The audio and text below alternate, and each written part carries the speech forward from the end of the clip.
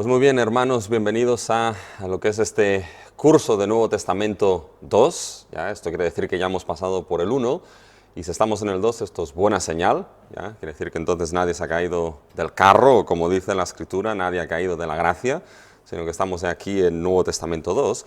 ¿Y qué es lo que vamos a estar tocando en estas 6 clases de este segundo curso de Nuevo Testamento? Bueno, vamos a iniciar con lo que es el Evangelio de Juan, ya que en Nuevo Testamento 1 lo dejamos con lo que era Lucas y Hechos.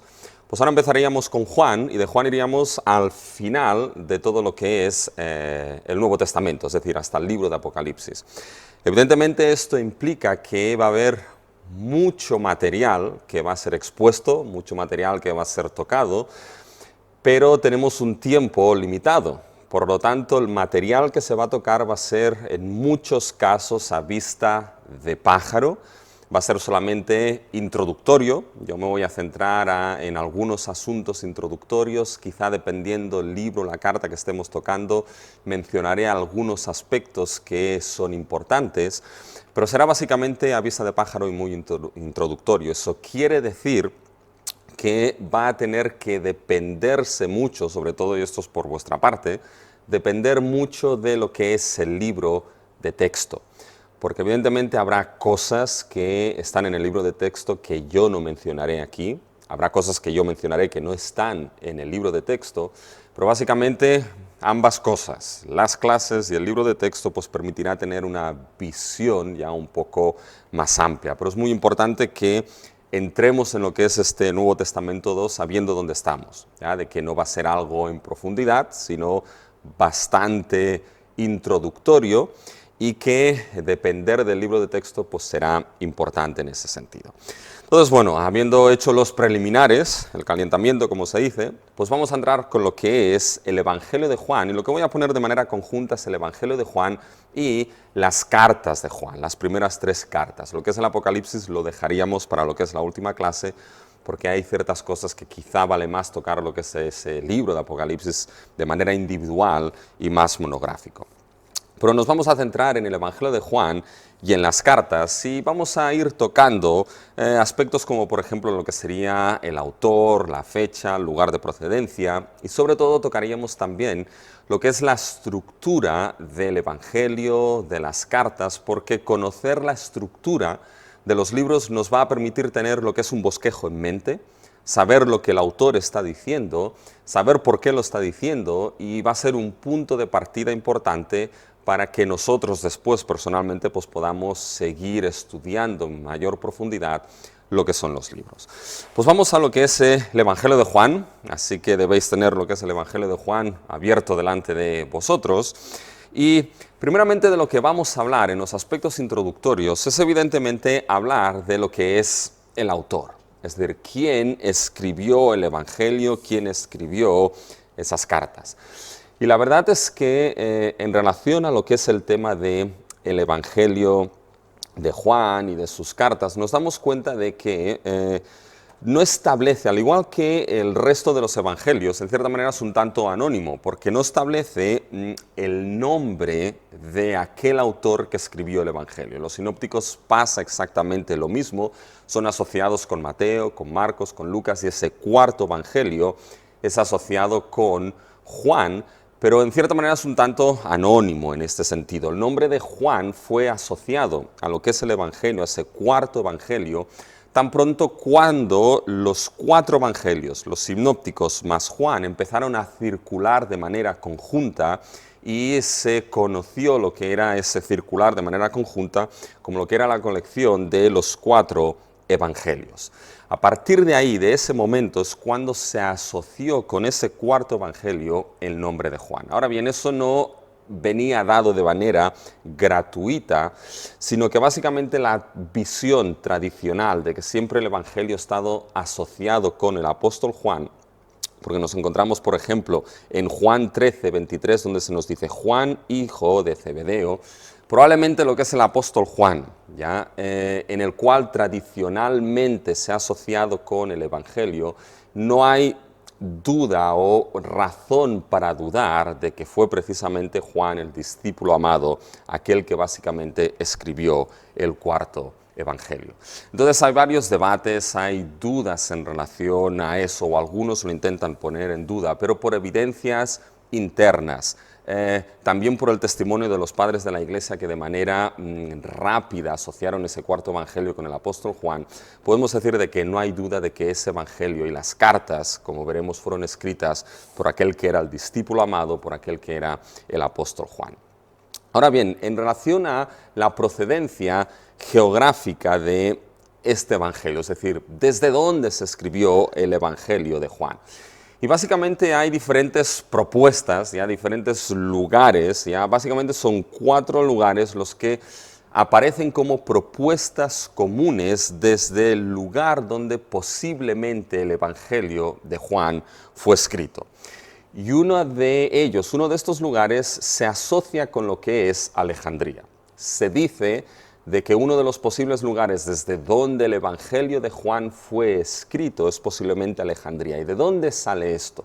Sale precisamente porque han habido comparaciones entre lo que es el Evangelio de Juan y lo que es Filón de Alejandría. Y básicamente parece ser de que hay afinidades, hay similitudes entre lo que es ese evangelio y lo que es Filón de Alejandría, los escritos de Filón. Y por lo tanto estas similitudes lo que hacen en algunos es que han interpretado que probablemente Juan escribiese su evangelio desde Alejandría. Esto es básicamente una de las 4 propuestas que hay. La segunda propuesta sería Antioquía. Y la base para decir que Juan escribió desde Antioquía es porque si en el primer caso había afinidades o similitudes con Filón de Alejandría, en el segundo caso, aquellos que determinan que la procedencia geográfica del Evangelio de Juan fue dado desde lo que era Antioquía es porque hay afinidades con lo que eran las odas de Salomón en siriaco. Que posiblemente esas odas de Salomón, las cuales fueron escritas en siriaco, tenían una procedencia de la región, básicamente de Antioquía en ese sentido. Y de ahí lo que se dice que es probable que Juan se escribiese desde esa región. Esa sería la segunda propuesta. Ahora bien, hay una tercera propuesta, ¿ya?, que sería desde Palestina. ¿Y por qué Palestina? Claro, la región ahí en cierta manera es muy amplio, pero ¿por qué desde Palestina? Porque cuando uno lee en cierta manera el Evangelio de Juan nos damos cuenta de que el autor tenía un cierto conocimiento tanto de la cultura como de la topografía de Palestina. Por lo tanto, en ese sentido se dice, bueno, alguien que era conocedor de la cultura, alguien que era conocedor de la topografía y de la geografía de Palestina, es lo más probable que escribiese su Evangelio desde Palestina. No se sabe de qué lugar exactamente, pero desde Palestina. Y la segunda propuesta, que tiene que decirse que es la propuesta básicamente más tradicional en relación a la procedencia del Evangelio de Juan, es que Juan escribió desde Éfeso. La verdad es que no se puede estar seguro al 100% desde dónde fue escrito el Evangelio de Juan. Tampoco cambiaría mucho saberlo con certeza desde dónde fue escrito, pero parece ser de que no hay razones para dudar de que la visión más tradicional, que es la visión de que Juan escribió desde Éfeso, una visión que tenía sobre todo el soporte de los primeros padres de la Iglesia, lo más cercano básicamente a ese Evangelio, los cuales determinaban que posiblemente la procedencia de ese Evangelio venía desde Éfeso. No hay razones entonces para dudar que Juan posiblemente escribiese desde Éfeso. Así que tenemos el autor Juan, la procedencia posiblemente ya desde Éfeso y la fecha, cuando escribió Juan su Evangelio. Y evidentemente, como no podía ser de otra manera, pues con la fecha también tenemos disparidad de opiniones. Porque la fecha, hay algunos que lo sitúan en una fecha temprana, que esto entraría básicamente en la escritura del Evangelio de Juan sobre el 55 después de Cristo, o tenemos una fecha más tardía, aquellos que situarían la escritura del Evangelio de Juan alrededor del 95 después de Cristo. Ahora bien, ¿qué argumentos se dan para una fecha temprana o una fecha tardía? Los que sustentan la fecha temprana de la escritura del Evangelio de Juan lo sustentan básicamente con evidencias internas del propio Evangelio. Y una de esas evidencias es precisamente lo que es el capítulo 21 y el versículo 19 en el Evangelio de Juan. ¿Qué es lo que se nos menciona ahí? Se nos dice, esto dijo dando a entender con qué muerte había de glorificar a Dios. Y dicho esto, dijo, sígueme. Básicamente es lo que Jesús está diciendo en relación a Pedro, ¿ya? Ahí Juan nos narra, porque ahí es la narración del autor, la narración de Juan, que lo que Cristo había dicho en relación a Pedro era para dar a entender de qué muerte había de glorificar a Dios.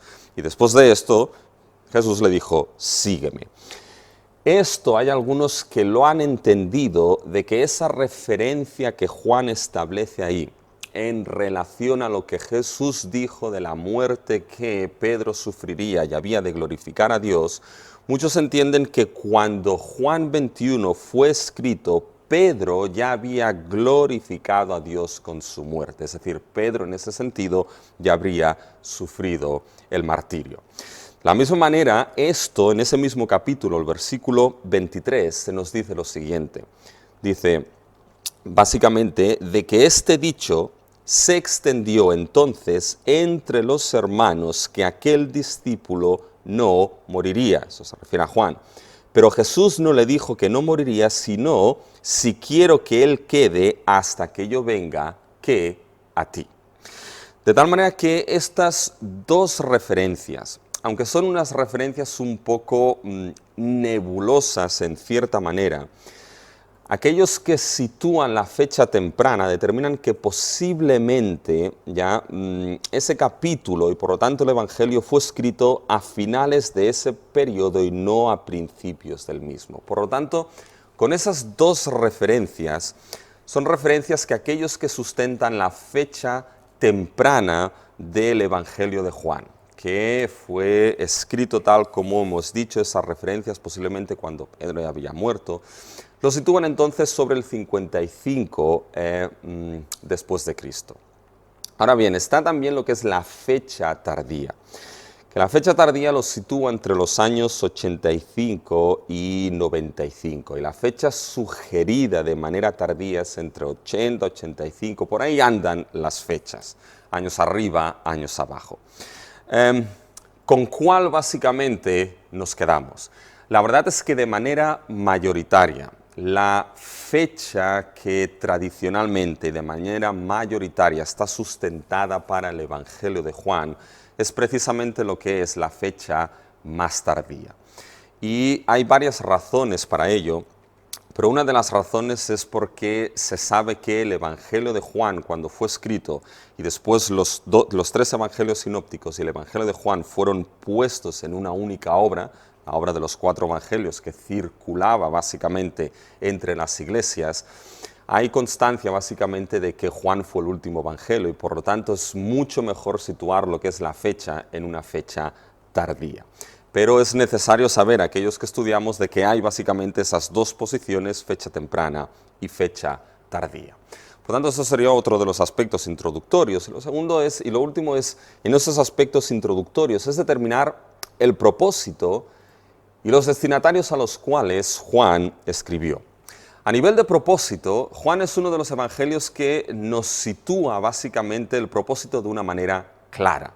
Hay 2 evangelios que lo hacen de una manera clara. Uno es el evangelio de Lucas, que establece lo que es básicamente el propósito al principio de su evangelio. Él dice que todas aquellas cosas que han sido ciertísimas, dice Lucas, entre nosotros, y que nos llegaron por aquellos que fueron testigos, Lucas escribe y dice, bueno, me ha parecido bien a mí, después de haber investigado con diligencia todas estas cosas, ponerlas por orden y escribírtelas, oh excelentísimo Teófilo. Y las escribe para que sepas la verdad de las cosas que son ciertísimas. Por lo tanto, Lucas es un evangelio que nos permite determinar lo que es el propósito. Ahora bien, Juan es lo mismo.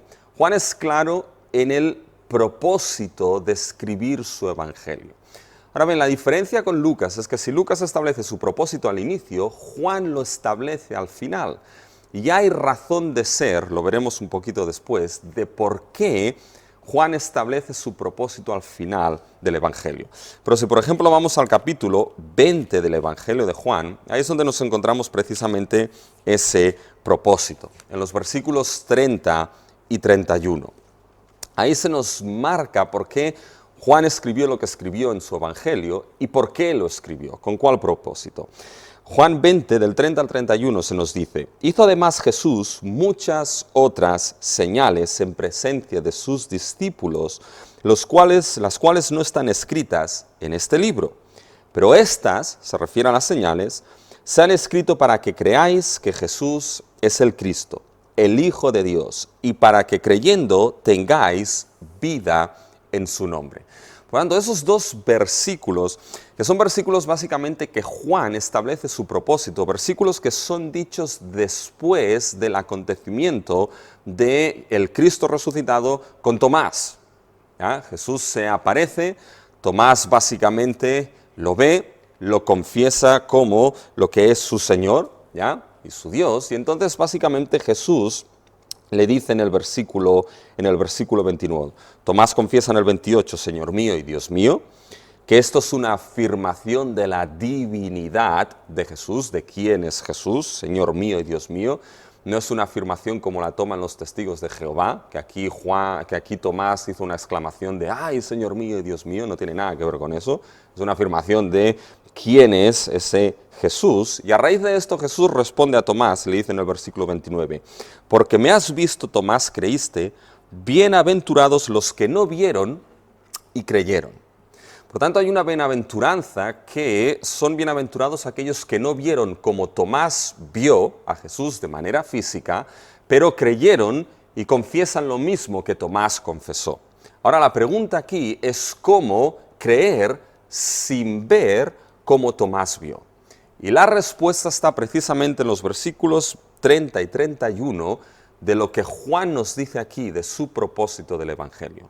Quizá no se ve físicamente como Tomás vio, pero Juan nos dice que Jesús hizo otras muchas señales, las cuales no están escritas en este libro, pero hay una serie de señales que sí se han escrito. Y esas señales son para que creáis que Jesús es el Cristo, el Hijo de Dios, y para que creyendo tengáis vida en su nombre. Por lo tanto, el Evangelio de Juan tiene evidentemente un carácter evangelístico marcado, por eso posiblemente es uno de los evangelios que cuando se evangeliza es el primer evangelio que se entrega en tratados, ¿ya? Precisamente por ese objetivo, para que creáis que Jesús es el Cristo, el Hijo de Dios. Todo y que siendo el evangelio que se entrega es uno de los más complicados porque tiene muchas referencias al Antiguo Testamento. Pero básicamente por su propósito evangelístico es aquel que se entrega de manera prioritaria. Pero fíjense que aquí el propósito es que las señales que se han escrito, y haremos referencia a esto, son básicamente para que se crea que Jesús es el Cristo y el Hijo de Dios. Ahora bien, ¿qué se está diciendo aquí? El tema de que se escribe el Evangelio para que se crea que Jesús es el Mesías, el Cristo, es decir, el Mesías, el Hijo de Dios. Por lo tanto, la pregunta fundamental y el propósito fundamental que tiene el Evangelio de Juan no es tanto preguntarse quién es Jesús, sino más bien la pregunta a resolver es quién es el Mesías, quién es el Cristo, quién es el Hijo de Dios. Y ese Mesías, ese Hijo de Dios, Juan lo asocia con la persona histórica de Jesús de Nazaret. Por tanto, esa es la idea. Es decir, la pregunta no es una pregunta de identidad y no tanto de tipo. Es decir, no es preguntarse en cierta manera qué tipo de Mesías eres, sino quién es el Mesías, quién es el Hijo de Dios. Tú determinas que eres el Mesías, que eres el Hijo de Dios, bien, demuéstralo.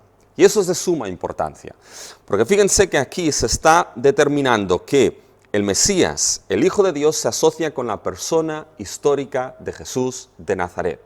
Por tanto, lo que ahora el Evangelio está poniendo, la pregunta que está poniendo es decir, bueno, ¿quién es el Mesías, el Hijo de Dios? Jesús de Nazaret. Muy bien, hay esa afirmación dicha, demuéstralo. ¿Cómo se demuestra esto?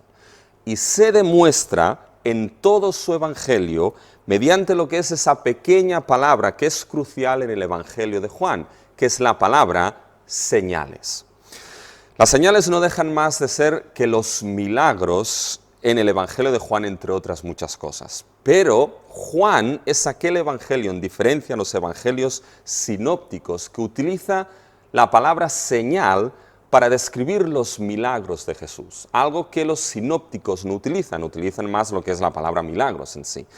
¿Por qué Juan utiliza esa palabra señal? Porque la señal en cierta manera es algo que no termina en lo que es la señal misma. Una señal básicamente nos apunta a algo, nos lleva a algo, nos muestra a algo.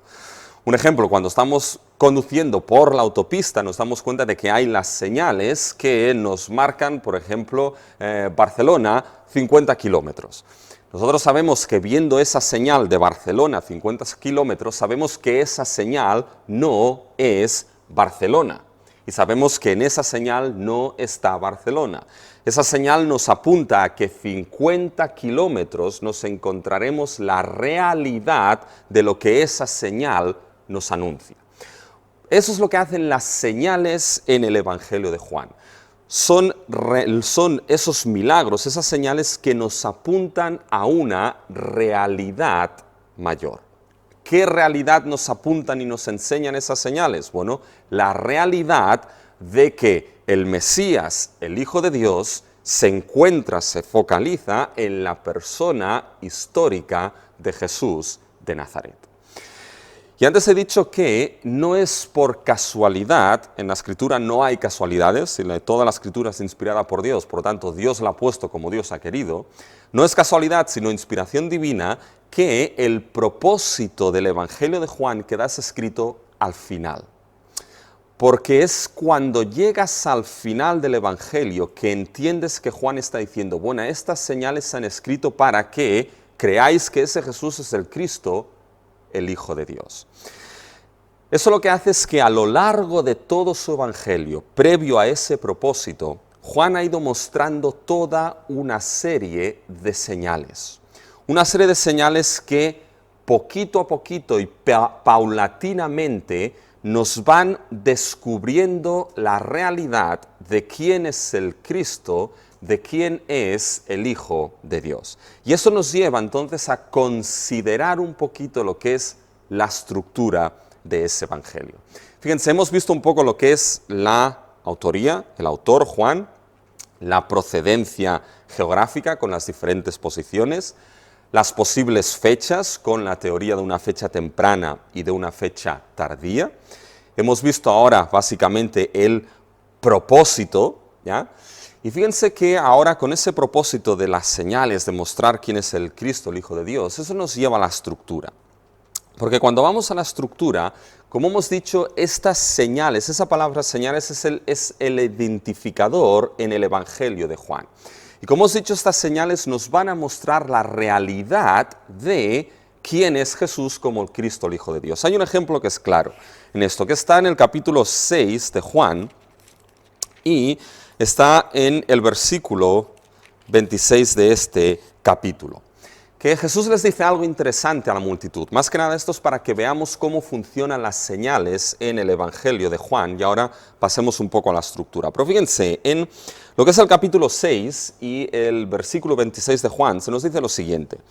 Respondiendo Jesús y les dijo, de cierto os digo, que me buscáis, no porque habéis visto las señales, sino porque comisteis el pan y os saciasteis. También es curioso aquí, porque esto es dicho, el capítulo 6 arranca del milagro en el cual Jesús lo que hace es alimentar, ya la alimentación de los 5.000. Por tanto, se produce ese milagro. A raíz de ese milagro, lo que la gente quería era hacer rey a Cristo, y Jesús se escapa de ellos y básicamente se escapa con otro milagro, anda sobre las aguas. La gente se pregunta, ¿dónde está Jesús? Bueno, y lo encuentran al otro lado del lago. Y entonces van a verlos, y ahí entonces Jesús les dice, bueno, de cierto os digo, esto es algo que es enfático, dice que me buscáis no porque habéis visto las señales. Aquí debemos pararnos un momento. Me buscáis no porque habéis visto las señales. Debemos preguntarnos, ¿es cierto que no habían visto las señales aquellas personas que le buscaban? Si lo cogemos desde un punto de vista literal, sí que habían visto las señales. Habían sido testigos de cómo Jesús alimentaba a una multitud con 5 panes y 2 peces. Habían visto las señales de manera física. Ahora Jesús aquí está diciendo otra cosa, dice, me buscáis no porque habéis visto las señales, sino porque os habéis saciado, os habéis llenado la barriga de comida y por eso me buscáis.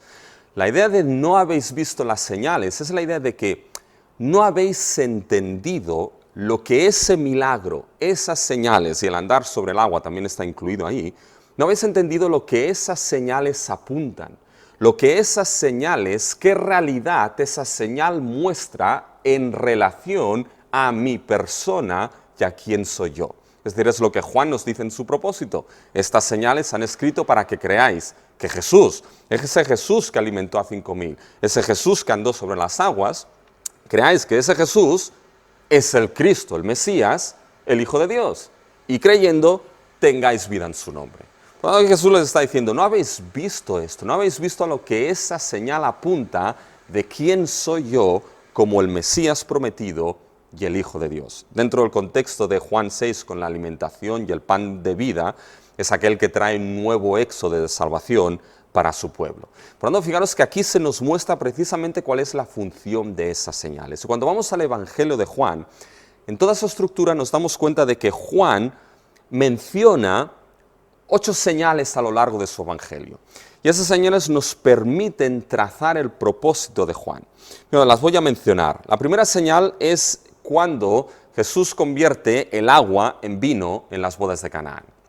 Ahí básicamente se nos menciona de que ese era el principio de las señales que Jesús hizo. Fíjense en el capítulo 2 de Juan y en el versículo 11 se nos menciona lo siguiente. Después de que ha hecho el milagro en la boda de Canaán y ha convertido el agua en vino, dice, este principio de señales hizo Jesús en Caná de Galilea y manifestó su gloria y sus discípulos creyeron en él. Es decir, este es el inicio de la primera señal. Si vamos leyendo y seguimos leyendo todo el Evangelio, la segunda señal es la sanación del hijo de un oficial romano, que eso lo encontramos en el capítulo 4, versículo 54. Después la sanación de un paralítico en el estanque, que toma a partir del capítulo 5 en adelante. La alimentación de los 5.000 que hemos mencionado y andar sobre el agua, esa sería la señal cuarta y sexta, en el cual Jesús les dice, la verdad venéis a mí no porque habéis visto las señales. Después de la sanación, la sexta de un ciego de nacimiento, ¿ya? Aquel era algo bastante extraño, esto un ciego de nacimiento, esto tiene mucho contexto del Antiguo Testamento, pero básicamente Jesús saca a un ciego de nacimiento y después al pobre ciego pues le hacen todo un interrogatorio, ya tanto los vecinos, los fariseos y bueno, pues esta es en cierta manera la sexta señal. Y después nos vamos a lo que es la señal de la resurrección de Lázaro. Esta sería la séptima señal. A partir de aquí, en cierta manera ya no hay más señales, sino la última de todas ellas, que sería básicamente la cruz y en especial la resurrección de Cristo Jesús. Esa sería la señal por excelencia en lo que es el Evangelio de Juan. Y es importante que entendamos por qué esto está así. Todas estas señales que hemos dicho que las señales lo que hacen es apuntar a la realidad de que Jesús es el Cristo, es el Hijo de Dios. Son señales que nos van desenvolviendo quién es Jesús como el Cristo, el Hijo de Dios, y son señales que llaman a creer en ese Jesús como el Cristo y el Hijo de Dios para vida eterna. Ahora bien, es muy importante que esas señales, las bodas de Caná, el agua en vino, la sanación del hijo de un oficial romano, la sanación de un paralítico, la alimentación de los 5.000, etcétera, etcétera, todo ello son señales que llevan al lector del Evangelio de Juan a la más grande señal de todas, que es precisamente la muerte de Cristo en la cruz y su resurrección. Ahí es donde Juan quiere llevar al lector. Juan quiere que se entienda que aquel lector que va leyendo su Evangelio y que va viendo todas estas señales, va contando todas estas señales que manifiestan lo que es la identidad de Jesús, que manifiestan quién es el Mesías, quién es el Hijo de Dios, Juan quiere que uno llegue a lo que es la señal por excelencia que declara y manifiesta quién es el Mesías. y es precisamente la señal de la cruz y la señal de la resurrección. Aquel Jesús que fue crucificado en la cruz y aquel Jesús que fue resucitado al tercer día. Este y no otro es el Cristo, el Hijo de Dios. Y después de decirnos esto, encontramos entonces a Tomás que confiesa, Señor mío y Dios mío, y aquí Jesús diciendo, bienaventurados los que no vieron ni creyeron. Y Juan nos dice, estas cosas se han escrito, estas señales se han escrito para que entendáis que Jesús es el Cristo y el Hijo de Dios. Por lo tanto, esta es la función de las señales en el Evangelio de Juan. Y esto ha hecho que el Evangelio de Juan se estructure de diferentes maneras en base al tema de las señales. Una estructura que se ha promulgado mucho y que es una estructura que en cierta manera sirve, ¿ya? Y es útil, que es una estructura que ha clasificado el libro de Juan en dos grandes libros, el libro de las señales y el libro de la gloria. El libro de las señales básicamente es la sección de Juan que coge desde el capítulo 1, versículo 19, después del prólogo, ahora mencionaremos, hasta el capítulo 12, versículos 50. Aquí es donde están básicamente la mayoría de señales mencionadas, ¿ya? Desde empezando la conversión del agua en vino hasta lo que es la resurrección de Lázaro. En esos 12 capítulos aparecen esas señales que Juan menciona.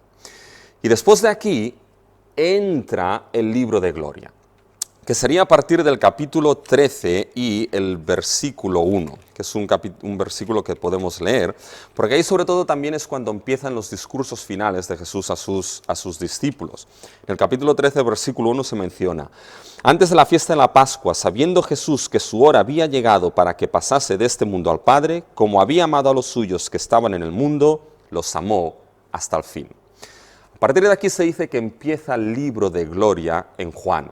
Hay el lavamiento de los pies, Judas sale fuera, ¿ya? Era un discípulo falso, en cierta manera, ¿ya? Vestido con piel de cordero, pero que no lo era, sale fuera, y después de que ese discípulo con piel de cordero sale fuera es cuando Jesús empieza lo que se conocen los últimos discursos a los que son sus verdaderos discípulos, ¿ya? Hasta llegar en el capítulo 17, que es la oración sacerdotal de Jesús, donde dice, Padre, la hora ha llegado, glorifica a tu Hijo, para que también tu Hijo te glorifique a ti. Por tanto, esa sección del libro de gloria que se ha llamado, el término señales desaparece básicamente hasta el propósito, pero nos encontramos ya lo que es la última señal, que es la glorificación del Hijo de Dios, que en Juan la glorificación es muerte, resurrección y ascensión de Cristo. Por tanto, esto es una de las clasificaciones del Evangelio de Juan, que en cierta manera es útil, ¿ya? Porque encontramos el libro de las señales y el libro de gloria. Es útil, pero en cierta manera no es del todo acertada. Porque no es cierto que en lo que se ha llamado el libro de gloria, a partir del capítulo 13, no es cierto que en realidad no aparezcan señales. En realidad ahí aparece la señal última y definitiva, que es la señal de la muerte y de la resurrección de Cristo. Por lo tanto, es una clasificación, una estructura que puede usarse, básicamente, pero debemos tener presente de que eso no quiere decir que en el libro de gloria, en la sección llamada libro de gloria, no aparezcan señales. Es decir, está la señal mayoritaria, que es la muerte y la resurrección. Por lo tanto, si tenemos que estructurar un poquito lo que es el Evangelio de Juan, podemos estructurarlo de la siguiente manera, ya para que lo tengamos en mente y sigamos un poco como Juan lo estructura. Nos encontramos que el Evangelio de Juan tiene un prólogo claro, un prólogo marcado, que es los primeros 18 versículos del capítulo 1. En esos primeros 18 versículos, que se conocen como el prólogo de Juan, lo que hace Juan en cierta manera es sembrar las semillas de temas posteriores que desarrollará a lo largo de su Evangelio. Cojamos, por ejemplo, un ejemplo para que podáis ver esto, como Juan planta algunas semillas ahí. Fijaros, por ejemplo, en el versículo 12 del capítulo 1, que el versículo 12 del capítulo 1 en realidad es el corazón del prólogo de Juan. ¿Ya? El prólogo de Juan tiene una estructura que se llama una estructura quiástica, es decir, en forma básicamente de X, donde hay un punto central, Y el punto central es el versículo 12. Pero vamos a leer del 12 en adelante. Fijaros, dice: mas a todos los que le recibieron, a los que creen en su nombre, les dio potestad de ser hechos hijos de Dios, los cuales no son engendrados de sangre, ni de voluntad de carne, ni de voluntad de varón, sino de Dios. Es decir, aquí Juan está sembrando una semilla que después retomará y ampliará, sobre todo en Juan 3, que será el tema del nuevo nacimiento. Aquí se nos dice que aquellos que recibieron, creyeron en su nombre, les dio la potestad, la autoridad de ser hechos hijos de Dios. Ahora bien, ¿qué tipo de hijos? ¿Nacidos de qué? Bueno, nacidos no de voluntad humana, no de carne, sino de Dios. Es decir, es Dios quien los hace sus hijos, pues de otra manera los hace nacer de nuevo. Esto es algo que después Juan desarrollará en el capítulo 3. Por tanto, nos damos cuenta de que los primeros 18 versículos del capítulo 1 son lo que se ha llamado el prólogo del Evangelio de Juan. Como cualquier prólogo en un libro, introduce su Evangelio. Después nos encontramos, a partir del versículo 19 hasta el capítulo 10, 42, lo que es la revelación de Jesús, tanto en palabra como en hechos. Es decir, básicamente ahí Jesús se revela, se manifiesta como quién es Él, ya ese Cristo, ese Hijo de Dios, tanto en palabras como en hechos. Y esto es algo que nos encontramos no solamente en el Evangelio de Juan, sino también en los otros evangelios, en los sinópticos. Por ejemplo, en el Evangelio de Marcos es muy claro, nos encontramos que la identidad y la autoridad de Jesús viene mostrada no solamente con palabras, sino también con hechos, ¿ya? Pues bien, eso es lo que nos encontramos, una segunda sección del versículo 19 del capítulo 1 hasta el 10, básicamente, en donde hay esa manifestación y revelación de Jesús en palabras y en hechos.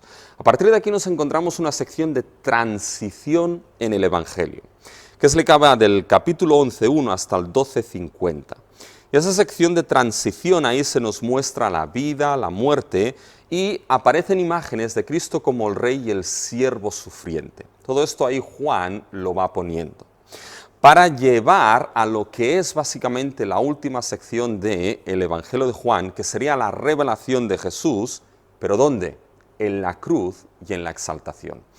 Por lo tanto, si nos fijamos así, tenemos un prólogo, y después tenemos que todo el Evangelio de Juan muestra la manifestación de quién es Jesús. Una primera sección en hechos y palabras, una sección de transición, y después la última sección del capítulo 13 hasta el final, donde se manifiesta, se revela Jesús, pero ya no con hechos y palabras, sino precisamente con esa última señal, que es la muerte, la crucifixión, la exaltación de Cristo. Es precisamente ahí, es precisamente en su muerte, en la cruz, es precisamente en la tumba vacía, es precisamente en la exaltación de Cristo donde Juan quiere que sus lectores vean que ese Jesús es el Mesías, el Hijo de Dios. Por lo tanto, fíjense que esto es un poquito la estructura del Evangelio de Juan. Pueden sustentar, si quieren, la estructura más clásica y más simple del libro de señales y del libro de gloria. Es buena sustentarla, es útil, pero siempre teniendo presente de que eso no quiere decir que en el libro de gloria no haya señales. Encontramos la mayor señal de todas. Pero si quieren en un poquito más profundo, creo que la idea de prólogo, revelación en palabras y hechos, transición y revelación en la cruz y exaltación es la mejor estructura básicamente del Evangelio de Juan. Ahora bien, hay algo que antes de pasar un poquito a lo que son las cartas de Juan, ir cerrando un poco ese Evangelio, debemos preguntarnos, de manera teológica, para decirlo así, cómo Juan nos muestra la identidad de el Mesías y el Hijo de Dios. Y Juan lo muestra utilizando dos cosas que debemos tener presentes. Son dos elementos que cuando leemos el Evangelio de Juan los tenemos que tener en mente. También sus cartas, pero sobre todo el Evangelio de Juan. Juan no nos va a mostrar a el Mesías, el Hijo de Dios, que se encuentra en Jesús de Nazaret, no nos lo va a mostrar de cualquier manera. Es decir, tiene sus técnicas. No solamente con esas señales que hemos mencionado, sino que nos lo va a mostrar como que Jesús es el Mesías, el Hijo de Dios, porque es aquel que trae e inaugura el nuevo pacto. Y eso es algo que no podemos olvidarnos en el Evangelio de Juan. Hay un gran trasfondo de mostrar la realidad de que Jesús es el Mesías, porque como el Mesías inaugura la era mesiánica, La era mesiánica entendida como el nuevo pacto. Y fíjense, esto lo encontramos en varios sitios de su evangelio. Y básicamente los capítulos del 2 al 4. Es una sección que es importante, ¿ya? Antes de ahí nos encontramos lo que es el prólogo, nos encontramos el acontecimiento en el cual Juan el Bautista anuncia de que he aquí el Cordero de Dios que quita el pecado del mundo. Por tanto, con la mención del Cordero de Dios, ya Juan está situando un gran trasfondo de lo que es el Antiguo Testamento. Pero llegamos al capítulo 2, y el capítulo 2 al capítulo 4 es una sección que está toda ella enmarcada bajo un tema muy claro, que es el tema de lo viejo ha pasado y lo nuevo ha llegado. ¿Dónde vemos esto? Lo vemos en que en estos capítulos del 2 al 4 hay una gran cantidad de cambios. Por ejemplo, un cambio, lo viejo ha pasado y lo nuevo ha llegado, es el cambio de que el agua de la purificación judía, el agua que aquí en cierta manera simboliza más esa era del antiguo pacto, esa agua es cambiada, transformada en vino. Y eso sucede en unas bodas. Ahora, Juan no está mencionando esto de cualquier manera. Cuando vamos al Antiguo Testamento, en los profetas, sobre todo en Isaías, contemplaban lo que era la venida de la era mesiánica como un banquete de bodas donde el vino correría. Y nos encontramos aquí básicamente una boda donde el agua de la purificación judía es transformada en vino. Lo viejo ha pasado, lo nuevo ha llegado. Hay un cambio de era en ese sentido. Vamos al capítulo 3, hay otro cambio, que es básicamente el nuevo nacimiento, donde ahí se encuentra Nicodemo, aquel fariseo y maestro que se pensaban que tenían el reino de Dios asegurado por ser quien eran, y va Jesús y les dice: Nicodemo, de cierto te digo, que si no nacieres de agua y del Espíritu no puedes entrar, no puedes ver el reino de Dios. Es importante lo que está mencionando ahí Jesús. En los versículos 3 y 5 del capítulo 3 son dos versículos paralelos, donde básicamente aquí Jesús le dice: de cierto te digo, en el versículo 3 del capítulo 3, que el que no naciere de nuevo no puede ver el reino de Dios. Eso lo explica Jesús en el versículo 5. De cierto te digo, que el que no naciere de agua y del Espíritu no puede entrar en el reino de Dios. Bueno, el nuevo nacimiento aquí es descrito como nacer de agua y del Espíritu. No son dos nacimientos distintos. Nacer de agua y del Espíritu es una misma cosa, es ese nuevo nacimiento. Ahora bien, ¿de dónde lo saca esto Jesús? Cuando Nicodemo le pregunta, Jesús le dice en el versículo 10, respondió Jesús y le dijo: ¿eres tú maestro de Israel y no sabes esto? Es decir, Jesús le está diciendo: Nicodemo, ya tendrían que sonarte esas palabras de nacer de agua y espíritu si eres maestro de Israel. Ya tendrías que saberlo. Cuando Jesús le está diciendo es que esto ya viene del Antiguo Testamento, Nicodemo, y tú como maestro deberías saberlo.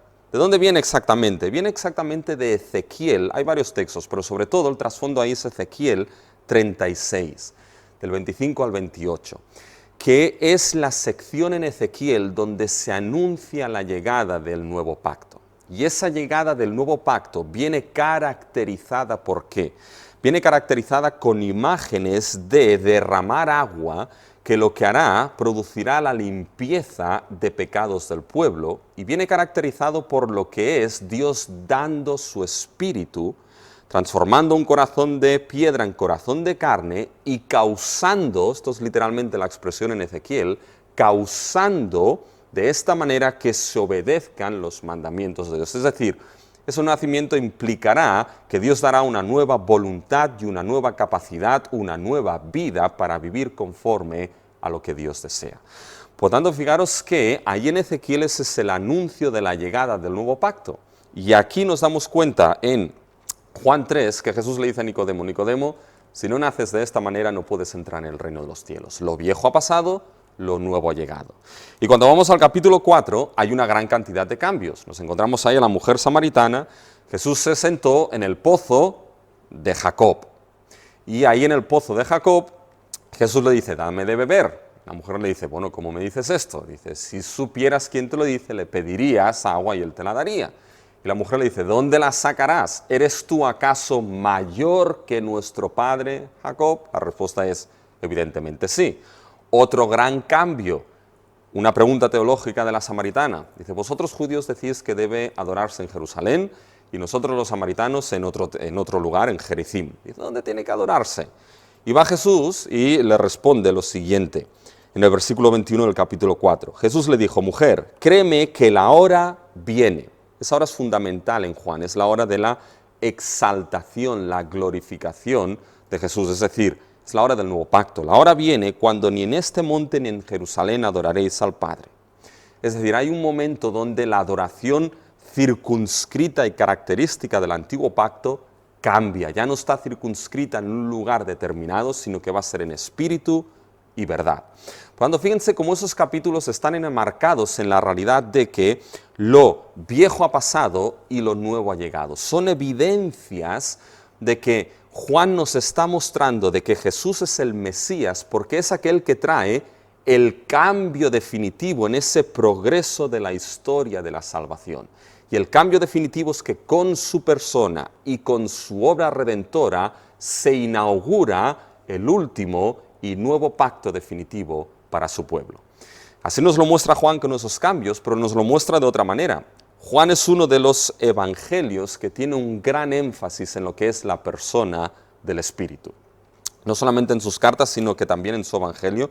Cuando vamos a los discursos finales de Jesús en los capítulos básicamente del 14 al 16, una de las cosas que Jesús les dice a sus discípulos es que no les va a dejar huérfanos, sino que va a enviar ¿a quién? Va a enviar al Consolador, que es el Espíritu. Y ese Espíritu les recordará a ellos todo lo que Jesús ha dicho y ha explicado, que tanto Él como el Padre enviarán al Consolador, que es necesario de que Él se vaya para que de esta manera el Consolador, el Espíritu, pueda venir. Eso es algo esencial cuando lo vemos a la luz de la Escritura. Cristo es aquel, juntamente con el Padre, que envía al Espíritu, dispensa en cierta manera al Espíritu. Y cuando cogemos esto en lo que es la historia de la salvación, ya desde el antiguo pacto, por ejemplo Ezequiel 36 que hemos mencionado, el nuevo pacto, la nueva era inaugurada en ese tiempo del nuevo pacto, vendrá determinada por lo que es la bendición del nuevo pacto. Y la bendición es la entrega del Espíritu. Es decir, es el don mayor que Dios da a los suyos en el nuevo pacto, el Espíritu Santo. Por tanto, haciendo ese énfasis en lo que es el Espíritu, Juan nos está mostrando, mirar que ese Jesús que estoy escribiendo aquí es el Cristo, el Hijo de Dios, porque Él es el que inaugura ese último y nuevo pacto definitivo. Él es el que dispensa ese don y esa bendición, básicamente, del nuevo pacto. Por tanto, esa es una de las maneras en cómo Juan nos muestra su propósito, que Jesús es el Cristo, el Hijo de Dios. Y también nos lo muestra con un segundo elemento, no solamente con lo que es el nuevo pacto, sino con la realidad de la vida eterna. Pero la realidad de la vida eterna mostrada como una realidad de la nueva creación. Es decir, si nos preguntamos básicamente qué es la vida eterna, sería terrible que la vida eterna fuese la vida que tenemos ahora en este mundo extendida básicamente toda la eternidad. Sería terrible porque sufrir lo que sufrimos aquí toda la eternidad sería horrible. Básicamente, cuando vamos a Juan, el tema de la vida eterna se refiere a esa nueva vida que es dada en Cristo, por esa vida de nueva creación, ¿ya? Y en Juan básicamente se nos muestra esa vida eterna de dos maneras. Primero, la vida eterna en Juan denota la vida de la era venidera, es decir, la vida que caracteriza los nuevos cielos y la nueva tierra. Y esa vida eterna denota la realidad, lo que se llama la realidad escatológica, es decir, la inauguración de esa nueva creación en el presente. Es decir, el primer Adán debería haber conseguido ese ideal de vida eterna, pero fracasó. El postrer Adán, que es Cristo, es aquel que otorga por su obra redentora la vida escatológica de nueva creación a los que creen en Él. Eso lo vemos en un ejemplo y eso me va a servir para cerrar un poquito lo que es el Evangelio de Juan y pasar de manera rápida a lo que son las tres cartas de Juan. Pero lo vemos, por ejemplo, en el capítulo 11, que es el capítulo de la resurrección de Lázaro, que a partir del versículo 23 de Juan 11, Jesús les dice lo siguiente, a Marta dice, Jesús le dijo, tu hermano resucitará. Y Marta le dijo, como una buena teóloga que conoce aquí el Antiguo Testamento, ya le dijo, yo sé que resucitará en la resurrección en el día postrero. Es decir, Marta tenía lo que es la visión del Antiguo Testamento, que situaba lo que era la vida de resurrección en los días postreros, al final de la historia. Y Marta dice, yo sé que resucitará en el día postrero. Ahora va Jesús en el versículo 25 y muestra un cambio sorprendente. Y ese cambio que muestra Jesús solamente es posible si Jesús es el Mesías que ha inaugurado el nuevo pacto y que ha inaugurado la realidad escatológica de la nueva creación y de los postreros días. Solamente es posible el versículo 25 si eso es así. Fíjense en el versículo 25. Marta, yo sé que en los postreros días resucitará. Jesús, versículo 25. Le dijo Jesús, yo soy la resurrección y la vida. El que cree en mí, aunque esté muerto, vivirá. Fíjense qué cambio tan grande. Dice, yo soy la resurrección y la vida. Jesús está diciendo, Marta, ahora la esperanza escatológica de la vida de resurrección ya no está puesta en los postreros días, está puesta en mi persona. Porque Jesús es ese Cristo que ha inaugurado no solamente el nuevo pacto, sino la realidad de los postreros días, la realidad escatológica de la nueva creación. Yo soy, y el que cree en mí, aunque esté muerto, vivirá. Aquí hay la tensión del ya, pero todavía no, ha sido inaugurado, pero evidentemente todavía nos morimos, ¿ya? Hasta que esto se consume. Pero, ¿quieres una prueba de esto, Marta? ¿Quieres una prueba, lector, que estás leyendo Juan, de que ahora en Jesús se ha inaugurado la realidad escatológica de la vida eterna, la nueva creación? ¿Quieres una prueba? La prueba es que Jesús se acercó a la tumba y dijo, Lázaro, sal fuera. Y Lázaro salió. Y eso nos apunta a la última señal, que es la resurrección de Cristo, las primicias de que aquellos que han dormido en Cristo Jesús resucitarán para vida eterna al fin de los tiempos. Por lo tanto, esto es otra de las maneras como Juan nos muestra que Jesús es el Cristo, el Hijo de Dios. Y eso es algo que debemos tener siempre en mente cuando leemos el Evangelio de Juan. Hay ese trasfondo del cambio del antiguo al nuevo pacto, la inauguración de la realidad de la nueva creación escatológica. Juan va a jugar con todo esto a lo largo de su Evangelio. Bien, podemos cerrar un poquito lo que es el Evangelio de Juan aquí. Sé que en cierta manera es muy rápido, sé que hay varias cosas ahí, pero bueno, al menos tener lo que es la visión de lo que Juan está diciendo, de su estructura, creo que esto nos permite tener una plataforma para seguir adelante. Y con ello podemos pasar a las 3 cartas de Juan, que va a ser básicamente muy rápido, ¿ya? Porque mucho, sobre todo en la primera carta, pero mucho del trasfondo del Evangelio se encuentra también en las cartas de Juan y sobre todo en la primera. Pero fijaros, si tenemos que hablar de lo que es el autor de las cartas, si leemos las cartas nos encontramos que el autor es identificado. Por ejemplo, en Primera de Juan es prácticamente enteramente anónima. La segunda carta y la tercera carta de Juan se nos describe como el anciano, ¿ya? En Segunda de Juan 1 y Tercera de Juan 1 se nos describe como el anciano, aquel que escribe. Ahora bien, es difícil así en cierta manera determinar quién pudo ser ese autor, pero volvemos a lo mismo. Tradicionalmente, ¿ya? Y los padres de la Iglesia y todo lo asociaron precisamente con lo que es el apóstol Juan, el mismo que escribió el Evangelio y el mismo que escribió el libro de Apocalipsis. En cierta manera hay 4 razones para poder identificarlo. El primero es que el discípulo amado, ya hay evidencias internas que el discípulo amado se identifica no con Pedro, aunque Jesús le amaba, ¿ya? Pero se identifica con lo que es el apóstol Juan. Nos damos cuenta también que tanto el Evangelio de Juan como las cartas, ¿ya? Y sobre todo en Primera de Juan, que podemos leerlo, tanto en su Evangelio como el autor de las cartas fueron testigos oculares del ministerio de Cristo. Vamos en el Evangelio de Juan y nos damos cuenta de que ahí el autor que escribió ese Evangelio pues fue básicamente testigo de lo que Cristo hizo, por eso todas estas señales escritas. Cuando vamos a Primera de Juan, el inicio de esa carta nos muestra lo que es el testimonio. Fijaros en el versículo 1 del capítulo 1. Lo que era desde el principio, lo que hemos oído, lo que hemos visto con nuestros ojos, lo que hemos contemplado y palpado en nuestras manos. Por lo tanto, fíjense como aquí el autor está hablando en primera persona plural. Hemos, por lo tanto, él se incluye como testigo. Es testigo ocular, al igual que el mismo autor que el Evangelio de Juan. Y aparte utiliza lenguaje muy parecido aquí al lenguaje del prólogo del Evangelio. Fíjense, y palparon nuestras manos, al final del versículo 1, tocante al verbo de vida. Y ya el Evangelio de Juan nos ha dicho que en el principio era el verbo, y el verbo era con Dios, y el verbo era Dios. Porque la vida fue manifestada, y la hemos visto, y testificamos y os anunciamos la vida eterna, concepto fundamental también en lo que es el Evangelio de Juan.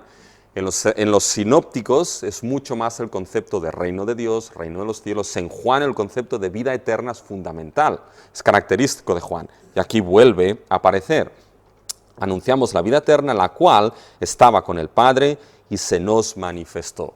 Si quieren hacer un buen ejercicio, cojan el prólogo del Evangelio de Juan y este inicio de la carta de Primera de Juan y verán cómo hay lenguaje paralelo. Y eso básicamente nos muestra posiblemente que esas cartas fueron escritas también por Juan mismo. Palabras, ideas, conceptos son similares en Primera, Segunda y Tercera de Juan con el Evangelio. Luz, tinieblas, amor, odio, todo esto lo encontramos en el Evangelio y en esas cartas. Y después, como hemos dicho, pues, los padres de la Iglesia, que aunque no fueron inspirados y no fueron infalibles, pues al menos estuvieron un poquito más cercanos en el tiempo que no nosotros, ¿ya? Pues básicamente asociaron el Evangelio de Juan con lo que eran las cartas, especialmente con la primera carta de Juan. Fíjense, a nivel de fecha y lugar de composición, de manera muy rápida. Probablemente, como su Evangelio, la mayoría lo sitúan en lugar de procedencia en Éfeso. Ya no lo he dicho, pero vamos a considerar esas cartas de manera conjunta, ya no de manera separada. Y de manera básicamente así a nivel de fecha, podría ser o se sitúa sobre el 90 después de Cristo. Ya pudieron ser cartas que fueron compuestas después del Evangelio de Juan. Si sustentamos y sostenemos, como hemos dicho, la fecha tardía del Evangelio de Juan, sobre el 85, 88, depende por ahí, es posible que esas cartas fueran escritas después. ¿Por qué? Porque están construidas sobre muchos de los conceptos que nos encontramos en el Evangelio de Juan. Y eso lo encontramos en las cartas, especialmente en Primera de Juan. A nivel de destinatarios, no aparecen claramente, al menos en la tercera, pero fijaros, parece ser que Primera de Juan podía ser una carta circular destinada a varias iglesias. Segunda de Juan, una carta destinada a una de esas iglesias.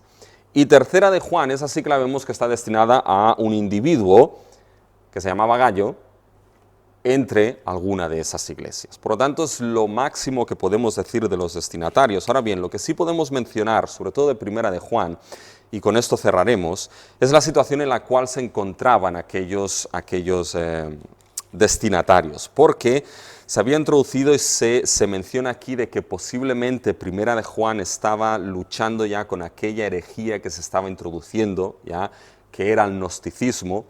Hay debates si Juan estaba rebatiendo ya lo que era una forma estructurada de gnosticismo o una forma incipiente de gnosticismo, pero básicamente el gnosticismo, una de las cosas que decían es que todo lo que era material pues era malo, ¿ya? Entre otras muchas cosas. Y siendo lo material malo, pues evidentemente lo que era el Hijo de Dios no podía haber sido encarnado de manera real, ¿ya? En lo que era básicamente en ser humano real, porque eso hubiese sido algo malo. ¿Ya? Bueno, Juan intenta en cierta manera rebatir todo esto. Es importante conocer que a lo largo de las herejías sobre lo que es la persona de Cristo, una de las primeras herejías que se produce, lo que primero que se negaba era precisamente no tanto la divinidad, sino como la humanidad de Jesús. Y esto nos lo encontramos precisamente aquí en Juan. Y hay muchas referencias a lo largo de Primera de Juan que hace mención a que se reconozca quién es Jesús como el Cristo, algo que nos hemos encontrado en el propósito del Evangelio. Fíjense, por ejemplo, en el capítulo 2 de Primera de Juan y en el versículo 22. ¿Quién es el mentiroso? sino el que niega que Jesús es el Cristo. Y esto suena muchísimo al propósito del Evangelio, que Jesús es el Cristo, el Hijo de Dios. ¿Quién es el mentiroso sino el que niega que Jesús es el Cristo? Este es anticristo, el que niega al Padre y al Hijo. Otra de las evidencias de esa problemática que podrían estar viviendo y que aquí Juan les da el test para probar los espíritus, y aquí los espíritus no tienen que entenderse como entidades flotando por ahí, sino básicamente aquellos que estaban diciendo ciertas cosas en relación a Jesús. Fíjense en el capítulo 4 lo que dice. Dice, amado, no creáis a todo espíritu, sino probad los espíritus, si son de Dios. Es decir, aquellos que estaban diciendo ciertas cosas, probarles. Porque muchos falsos profetas han salido por el mundo. Ahora, ¿cuál es la prueba que da? Dice, en esto conoced el Espíritu de Dios. Todo espíritu que confiesa que Jesucristo ha venido en carne es de Dios. Así como el apóstol Pablo en la primera carta a los Corintios nos dice que nadie puede llamar por el Espíritu anatema a Jesús y que nadie puede confesar que Jesús es el Señor si no es por el Espíritu, el testimonio verdadero del Espíritu testifica de que Jesús vino en carne. Por tanto, está rebatiendo en cierta manera lo que es esa herejía que se estaba implicando, que se estaba introduciendo en esa iglesia y que estaba en cierta manera arrastrando a muchos de esas congregaciones. Y Juan escribe no solamente para corregir esta visión, sino también para animar a aquellos creyentes a los cuales escribe a que permanezcan en esas cosas que hemos oído, hemos visto y os testificamos. Hay otras muchas cosas en esas cartas, pero básicamente para cerrar, lo que es esa primera carta de Juan y también su evangelio, nos llama sobre todo a aquellos que somos creyentes a que podamos tener la confianza de que ese Jesús de Nazaret en el cual creemos, Él es el Mesías, Él es el Cristo, Él es el Hijo de Dios, Él es el único en el cual se encuentra la vida eterna. Y nos llama también básicamente a que estemos confiados en que esas cosas que se oyeron, se vieron y se testificaron y que han quedado escritas en esas cartas y en ese evangelio, todas estas señales testifican de que aquel verbo que es Dios se hizo carne para salvación de aquellos que creímos en Él. Así que eso es un poco el evangelio de Juan y sus cartas, ya de manera muy rápida como he dicho, pero espero que al menos ahí tengan una base de a partir de aquí, porque hermanos, los cursos bíblicos y los seminarios funcionan así. Te dan el fundamento y a partir de ahí ustedes construyen, trabajan y eso es un proceso que es de aquí hasta que el Señor nos llame o el Señor venga. Así que el Señor les bendiga mucho.